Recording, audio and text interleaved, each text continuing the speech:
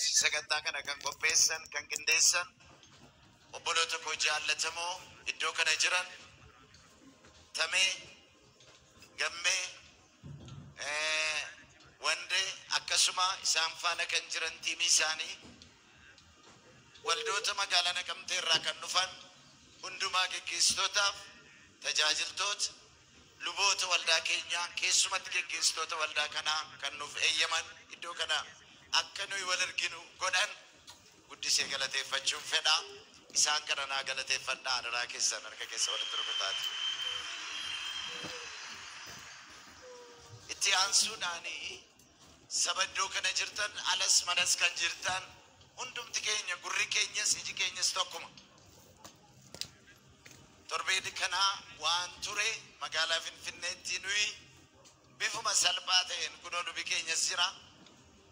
Albeema kana eebbifnee namoota qaqqabsiisuun malee sagantaa akkasii namni keenya akka kanatti dadhabee dhufee gidduu keenyatti argama jedhee yaadnee hin beeknu. Kana ani akka gootti maqaa kenneeraaf galeessa xiiqii waaqayyootiin jedhan. Yoo xiiqii waaqayyoo ta'e malee an humna manaas hin baasuu qabu.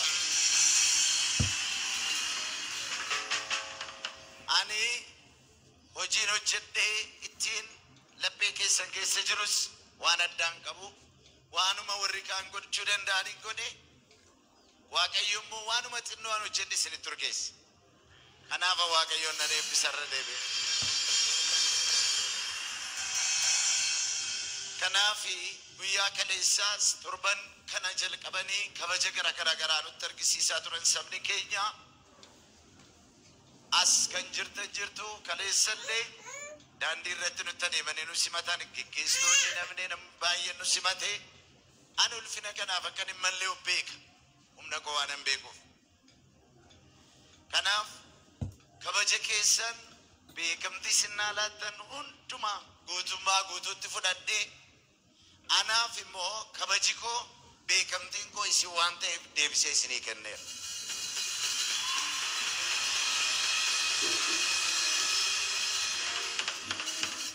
Maaliif an waggaa 20 akkas kan ta'uuf mana waaqayyoo keessa tajaajileera garuu guyyaa tokko iyyuu nama harkanaa rukutuun arganne. Jabaadhu nama naan jedhu iyyuu hin arganne. Barsiisota gaarii qaba garuu deeggartoota gaarii hin qabu. Warri wajjin ture baay'een isaanii warri narraa fagaatanii jiranii jiru.